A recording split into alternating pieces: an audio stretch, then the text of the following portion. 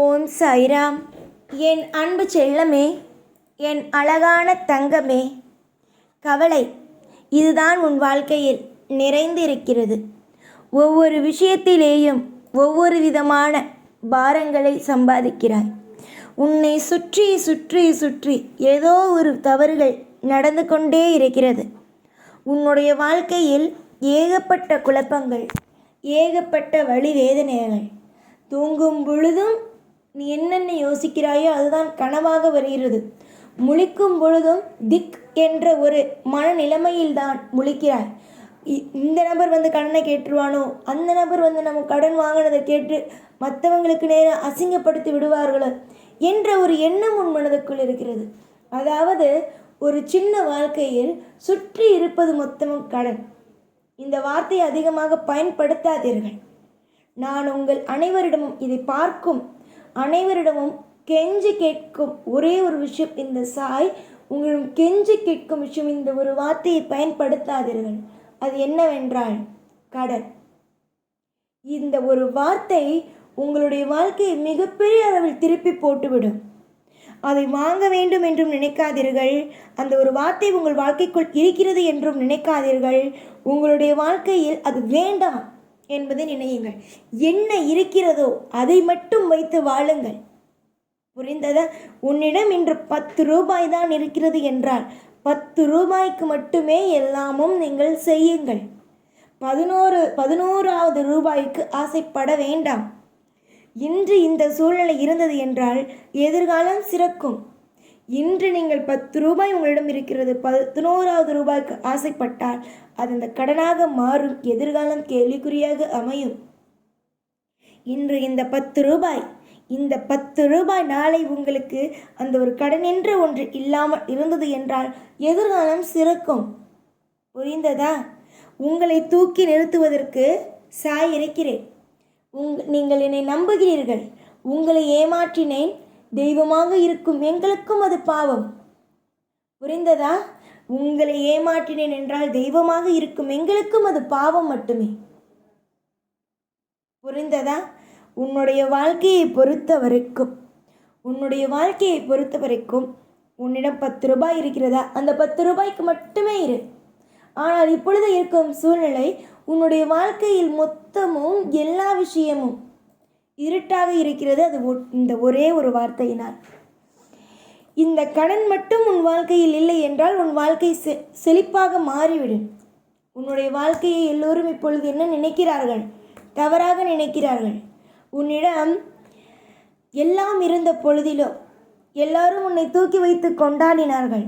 இப்போ எதுவும் இல்லை என்ற பொழுதிலும் அனைவரும் எல்லோரும் உன்னை இறக்கி வைத்து உன்னுடைய வாழ்க்கையை ஒரு கேவலமான ஒரு இடத்தில் வைத்து பார்க்கிறார்கள்.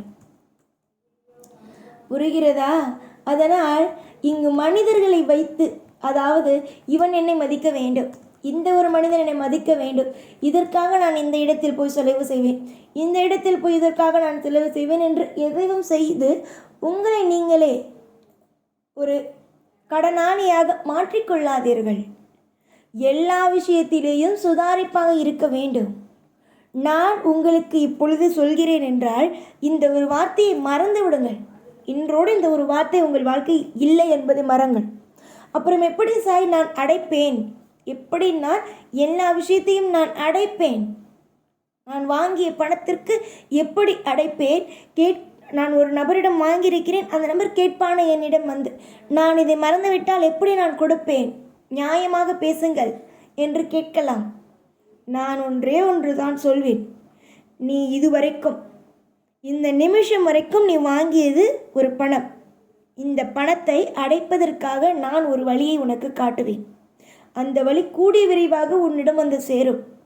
அந்த வழியை நீ இறுக்கமாக பிடிக்க வேண்டும்.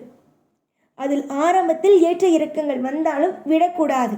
அது பணம் சம்பாதிக்கும் ஒரு வழியாக இருக்கும். அந்த வழியை இறுக்கமாக பிடித்து அந்த வழியின் மூலமாக உனக்கு பணத்தை அள்ளி கொடுப்பேன். அதை பிடித்து நீ வாங்கி இந்த நிமிஷம் வரைக்கும் வாங்கியிருக்கும் இந்த பணத்தொகையை நீ அடைத்து விடு. இதற்கு மேல், அதாவது இந்த வாக்கை கேட்டு முடித்த அடுத்த நிமிஷத்திற்கு மேல் நீ யாரிடமும் எப்பொழுதும் எதையும் பணத்தையும் வாங்கக்கூடாது. இது என்னுடைய கட்டளை. இதற்கு மேலும் நீ வாங்கினாய், இதற்கு மேலும் வாங்கி தவிக்கிறாய் என்றால் எந்த தெய்வமும் உனக்கு உதவி செய்யாது. புரிந்ததா? உனக்கு ஒரு அழகான பாதையை காட்டுகிறேன், இதுவரைக்கும் வாங்கியதை அடைப்பதற்கு ஒரு வழியை காட்டுகிறேன் என்பதை சொல்லிவிட்டேன். இதுவரைக்கும் இருக்கும் கடனை விட்டுவிடு, அது அடைந்துவிடும், அது நல்லபடியாக அடைந்துவிடும், உனக்கான அனைத்தையும் செய்து விடுவேன். ஆனால் இதற்கு பிறகு வாங்கும் ஒன்றையும் நான் கண்டு கொள்ள மாட்டேன். அது உன்னுடைய அலட்சியத்தன்மையினால் வரும் ஒரு மிகப்பெரிய விளைவாக இருக்குமே தவிர ஒரு முக்கியமானதாக இருக்காது. அலட்சியமாக நீ எதை செய்கிறாயோ அதனால் நீ மிகப்பெரிய விளைவுகளை சந்திப்பாயே தவிர உன்னுடைய வாழ்க்கையில் ஒவ்வொரு விஷயமும் உனக்கு நீ அலட்சியம் செய்யும் பொழுது அதனால் மிகப்பெரிய விளைவுகளை சந்திப்பாயே தவிர நன்மைகளை சந்திக்க மாட்டாய். ஒரு நபருக்கு வாழ்க்கையில் அலட்சியம் என்பது மிகப்பெரிய ஆபத்தை கொடுக்கும், அது நல்ல விஷயத்தை கொடுக்காது. நிறைய பேர் நினைக்கும் ஒரு விஷயம் என்ன தெரியுமா? அலட்சியமாக விட்டுவிடலாம், இதெல்லாம் நமக்கு நடக்காது, அலட்சியமாக விட்டுவிடலாம் என்பதுதான். ஆனால் எவன் ஒருவன் அலட்சியமாக இருக்கிறானோ அவன் வாழ்க்கையில் மிகப்பெரிய ஒரு இன்னலை சந்திப்பான் என்பதையும் உனக்கு நான் ஏற்கனவே புரிய வைத்திருக்கிறேன். இதற்கு மேலும் அலட்சியத்தோடு நீ இருந்தால் இன்னலை சந்திக்கப் போவது நான் அல்ல, நீ மட்டுமே ஆவாய். உன்னை காப்பாற்ற அப்பொழுது யாரும் வரவும் மாட்டார்கள். இன்னலுக்கு மேல் இன்னலை சந்தித்தவன் வாழ்க்கையில் ஜெயித்ததாக அர்த்தமல்ல. அதே மாதிரி தெய்வம் ஒருமுறை ஒருவனை காப்பாற்றும். அவன் அலட்சியத்தோடு இருந்தால் நீ அலட்சியமாகத்தானே இருக்கிறாய் என்பதோடு அந்த தெய்வம் அவனை விட்டு விலகும். புரிந்ததா? நீ அலட்சியத்தை விட்டுவிட்டு நிம்மதியாக இரு, சந்தோஷமாக இரு. உன் வாழ்க்கையில் ஒரு செழிப்பு என்பது கிடைக்கும். வெறித்தனமாக வாழ்க்கையில் ஓடு. நான் சம்பாதிக்க வேண்டும், என்னால் முடியும் என்பதை ஓடு. இதை தடுக்க பல தடைகள் வரலாம், பலவிதமான தடைகளும் பலவிதமான தடுமாற்றங்களும் வரலாம்.